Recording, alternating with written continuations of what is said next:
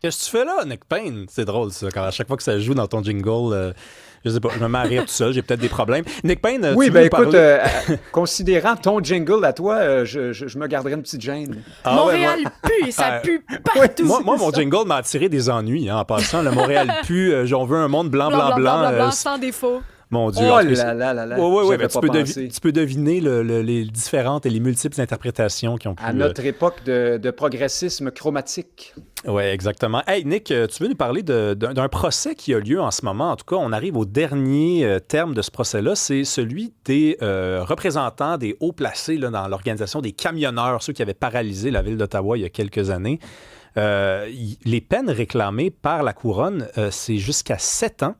Et là, Pierre Poilievre, qui est le chef de l'opposition, chef du Parti conservateur, a fait un truc qu'on ne fait pas souvent en 2025 dans les pays civilisés, c'est-à-dire qu'il s'est mêlé du procès. Il a dit que c'était un procès politique. Là, je lui mets des mots dans la bouche, mais c'était à peu près ça qu'il voulait dire. Tu veux revenir là-dessus? Oui, d'ailleurs, aujourd'hui, là, il y a une étape cruciale dans cette affaire-là. Je pense qu'on va connaître, on va en savoir davantage, mais rappelons leur nom, là, c'est Tamara Litch Lynch. et Chris Barber, oui, Ouais. Litch, qui ont été reconnus coupables de méfaits. Là, ça, c'était au mois d'avril. Puis, quant à Barber, lui, il a en plus, il a en plus été reconnu coupable d'avoir conseillé à d'autres personnes de désobéir à une ordonnance du tribunal. Ouais. Il faut dire aussi qu'il y a plus des tonnes d'autres chefs qui ont été abandonnés, hein, des chefs d'accusation, Ouais. des incitations à toutes sortes, toute forme de désobéissance, là, et ainsi de suite. Ouais, pour citer Poilievre, donc, il réagit à ça. Il dit, c'est traduit en français par Radio-Canada, je crois, soyons clairs, ou c'est peut-être publié en français aussi par le chef conservateur lui-même à vérifier. Là. Soyons clairs, alors que des délinquants violents et endémiques sont libérés quelques heures après leurs dernières accusations et que des émeutiers antisémites vandalisent des commerces, terrorisent des garderies et bloquent la circulation sans conséquence, la couronne réclame 7 ans de prison pour l'accusation de méfaits contre les deux individus en question. En quoi est-ce la justice? Il y a plusieurs choses là-dedans. Je ne vais pas rentrer sur le fond de cette cause-là, là, dont je ne connais pas tous les tenants et aboutissants, mais je pense qu'on reconnaît ici Pierre Poilievre et je pense aussi qu'on on entrouvre une porte là, sur ce qui est peut-être un problème pour lui.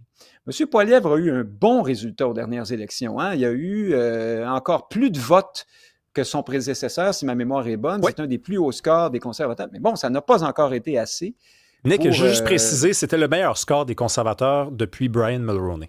C'est ça, depuis très, très, très longtemps. Néanmoins, ça n'a pas été assez pour prendre le pouvoir. Et si on a décidé de choisir l'autre libéral, hein, c'est comme l'autre parti libéral. Il y a comme deux. Le Canada, c'est le pays du parti unique. Là, on a choisi la deuxième version du Parti libéral. Plutôt que Pierre Poilievre, c'est quand même parce qu'il y a des irritants avec M. Poilievre.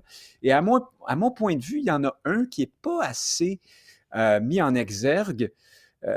Peut-être que c'est parce que on redoute de retourner dans toute la question de la pandémie, puis des réactions, des critiques aux mesures sanitaires, mais je pense que Poilievre paie encore aujourd'hui un prix fort de s'être un peu trop collé au mouvement réfractaire aux mesures sanitaires, en particulier dans ses franges les plus extrêmes, parfois aussi complotiste. Et ça, ici, je pense qu'il refait. Est-ce que c'est une erreur? En tout cas, il réédite l'exploit, on va dire ça comme ça. Et je pense que ça ne l'aidera pas beaucoup. Il faut rappeler que le convoi des camionneurs, là, est-ce que ça te dit quelque chose des manifestants qui prétendent vouloir le bien du peuple, mais qui prennent le peuple en otage? Mais c'est un peu ça aussi qui est arrivé à Ottawa. C'est-à-dire que quoi qu'on pense des fondements de la démarche du convoi des camionneurs et de leurs avis sur la question des mesures sanitaires, il faut voir aussi qu'ils ont vraiment emmerdé copieusement beaucoup de gens pas pendant une manif qui dure 3 heures, là, pendant 3 semaines. C'est quand même énorme. Et donc, c'est un peu normal aussi qu'on leur en ait voulu dans la population, y compris chez des gens qui étaient peut-être après ma barre, plutôt sympathiques à leur cause. Ouais, Nick, mais Et c'est là, quand même aussi Poilievre normal. se colle à ça. c'est quand même aussi normal, Nick, de soulever l'absurde dans le fait que des pédophiles s'en sortent avec 2 ans, 3 ans. Et là, si la couronne a gain de cause, c'est 7 ans pour des gens qui ont organisé une manifestation. Tu sais, c'est parce qu'à un moment tu donné... remarqueras que je n'ai pas allé là-dessus. Hein? Non, mais je sais, mais c'est disent... ce que Pierre Poilievre fait. Quand il parle de délinquants, hein, c'est ça, tu l'as cité, il parle de délinquants, il parle de ces gens-là, de ces pédophiles, de ces récidivistes, de ces gens qui brisent du matériel à tous les jours à Montréal et qui sont laissés comme ça, là, en toute liberté. C'est à ces gens-là qui parlent. On a un commentaire qui rentre. Qui dit pourquoi vous faites le procès de Pierre à la place de parler du vrai problème. Bon, c'est pas tout à fait ça qu'on fait, le procès de Pierre non plus, là. Mais il dit il y a des violeurs puis même des tueurs qui ont des sentences à la maison et pour des manifestations, 7 ans, je trouve que ça n'a aucun sens. En tout cas, là, il faut distinguer. Bon, on fait pas le procès de Pierre Poilievre non plus. Là. Ça, non, mais je veux distinguer les choses. C'est que, à mon sens, ça, c'est un problème pour Poilievre. Ça ne veut pas dire après que les peines en question sont justifiées ou qu'elles ne le sont pas. J'en sais rien, bien franchement. Il faudrait étudier la cause en profondeur. Il y avait quand même une batterie d'accusations qui pesait sur ces gens-là. Est-il possible, par ailleurs, que les tribunaux canadiens, très libéraux tout de même, très proches du Parti libéral, aient un préjugé défavorable envers ces gens-là qui étaient anti-mesures sanitaires, qui ont fait la vie dure à Justin Trudeau? On a le droit de le penser aussi, je n'en disconviens pas. Donc, je pense que Poilievre a le droit d'aller là. J'allais, en fait, le défendre contre ceux qui disent aujourd'hui « Ah, les politiciens ne devraient pas critiquer les décisions de justice, il faut préserver l'indépendance et ainsi de suite, ça fait mauvais genre, il ne faut pas toucher à ça. » Ou encore, Poilievre fait de la démagogie en faisant un parallèle avec, justement, d'autres types de causes comme ceux dont il parle dans son tweet. Moi, je ne vais pas là. Un politicien a le droit aussi de faire ce genre de commentaires s'il le juge nécessaire. Tout ce que je dis, c'est que cette proximité... Poilievre pourrait faire cette critique-là en parlant d'autres choses. Là. Il y a un paquet de causes, il y a un paquet de moments propices à dire « Ah, ben tiens, c'est curieux, ici, on est très sévère, mais on ne l'est peut-être pas assez vis-à-vis des pédophiles et des ceci et des cela. » Mais Poilievre, incidemment, ne rate jamais une occasion de rappeler une forme de préjugé favorable envers ces gens-là qui ont manifesté pendant la pandémie, qui disaient du côté du peuple, mais qu'il faut bien le reconnaître, là, était une toute petite frange, très bruyante, très motivée, très militante, très fâchée, mais ce n'était pas le peuple au sens le plus large et le plus noble du terme non plus. Mais c'est intéressant la question stratégique parce que rappelons quand même que l'essor de Pierre Poilievre, l'un des premiers tremplins qu'il a rencontré sur son chemin, c'est durant la crise des camionneurs et c'est lorsque ensuite, durant la course contre Jean Charest, il s'est présenté comme le chef le plus populiste des deux. Donc peut-être que lui, avec sa gang en ce moment, il se dit comment on fait pour en tout cas retrouver une place dans l'espace public, remobiliser cette base électorale-là, qui par contre, Nick...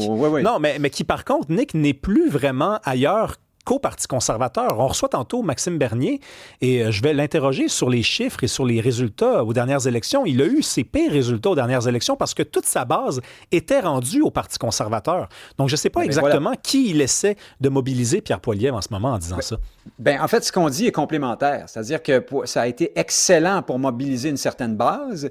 Maintenant, c'est bien connu. En politique élective, tu mobilises ta base, puis après, quand il en manque un peu pour aller chercher le pouvoir, tu essaies de parler, d'ouvrir sur un peu plus large, sans évidemment te renier autant que possible, sans abandonner la base.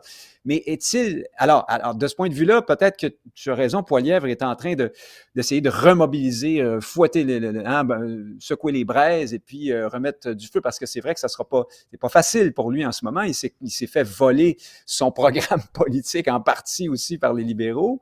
Carney lui ressemble en termes de programme plus qu'on ne veut bien le croire, là, parce que ce qui distingue les libéraux des conservateurs, c'est un peu le wokisme et un certain progressisme, mais en même temps, les conservateurs n'étaient pas en très, très grande rupture avec la trame canadienne là-dessus. C'est quand même un parti très multiculturaliste, très, malgré tout, très immigrationniste, par exemple. Alors c'est vrai que là, Poilievre revient fouetter la base un peu, mais en même temps, il nous rappelle que il a de la difficulté à sortir, à aller au-delà de cette base-là. Ben, c'est une tâche qui est compliquée. On a un commentaire, Cybèle? À 2 reprises, il y a des gens qui nous ont dit qu'ils partagent une frustration par rapport au convoi des camionneurs, puisqu'on pourrait leur donner comme sentence en disant que si on oublie les mesures antisanitaires, tout ça qui n'était pas acceptable. Et la personne nous dit, mais les pro-palestiniens qui bloquent les rues, le grabuge qui est fait en lien avec ça, c'est ça, il n'y a pas d'arrestation. Où sont les peines? Ben, ça revient souvent. Malheureusement, c'est ça que l'être humain se trouve obligé à faire. C'est qu'il regarde ailleurs si, dans d'autres situations, on traite les gens de la même façon. S'il y avait de la justice dans les cas contraires, on s'interrogerait moins à l'élément de justice quand ça nous concerne. Rapidement, Nick, tu veux revenir sur l'énième voyage de François Legault en territoire canadien. Comment ça se passe pour François cette fois-ci? François Legault. C'est en territoire non cédé. Oui, c'est le Conseil de la Fédération. Alors là, bruit de tambour, roulement de tambour, musique de jazz, je sais pas quoi, comme s'il allait se passer quelque chose. Il se passe rien, en fait, mais pas tout à fait. Là, ce qui est assez étonnant là-dedans, c'est que d'abord, l'Ontario, l'Alberta et la Saskatchewan jasent, et se sont entendus pour parler pipeline et puis se préparer comme ça à essayer de corriger cette affaire là, de pétrole qui passe du Canada, qui passe par les États-Unis avant de nous revenir. Mais là, on voit que François Legault est un peu isolé là-dedans, il est un peu seul. Par ailleurs, ce qui me fascine, moi, à ce moment-ci, c'est à quel point Legault n'a plus de discours. Il est complètement dégriffé. Il a fait le pari du carnéisme. Et puis aujourd'hui, il en paie le prix d'une certaine façon parce que Carney, ça devait être quoi? Ça devait être notre pare-feu contre le méchant Donald Trump et ses velléités de faire du Canada un 51e État et de nous imposer des tarifs. Ben là, petite nouvelle, le Canada était déjà pas mal un 51e État américain en dehors du Québec. Et puis par ailleurs, les tarifs, ils vont rester parce que Trump, s'il veut faire des tarifs, là, il va faire des tarifs de toute façon. Alors plutôt que de s'être trouvé devant notre sauveur, le sauveur du Canada, on s'est plutôt retrouvé comme Québécois devant une nouvelle étape qui vient d'être franchie dans la centralisation, dans le fait d'aplanir les distinctions et de construire un Canada unique très, très, très loin du fameux fantasme des deux peuples fondateurs là, qui n'a existé à peu près qu'au Québec, finalement, historiquement. Alors, Legault, avec le recul, doit commencer à se demander s'il n'aurait pas mieux fait de faire le pari tenu par Paul Saint-Pierre Plamondon, qui a eu tout de même, il faut lui reconnaître ça, le courage d'être sceptique, d'être critique de cette politique proposée par Carney, notamment de faire une seule économie pan-canadienne et tout ça. Le PSPP, essentiellement, a dit c'est pas dans notre intérêt. Et puis, on assiste à une nouvelle fièvre de centralisation canadienne et c'est bien triste. Franchement, Legault aurait peut-être dû aller là, lui aussi. Ben oui, puis il y a un autre acteur que tu n'as pas nommé qui a vu ses appuis disparaître en fumée lorsqu'il a décidé de jouer le copain-copain avec Mark Carney. On rappelle François Blanchet, tout le monde en parle, avait dit « Je l'ai le numéro de Mark Carney. Moi, je peux le texter, je peux l'appeler. » Les résultats du Bloc québécois aux dernières élections, c'était pas très concluant. Merci beaucoup, Nick Payne. Salut.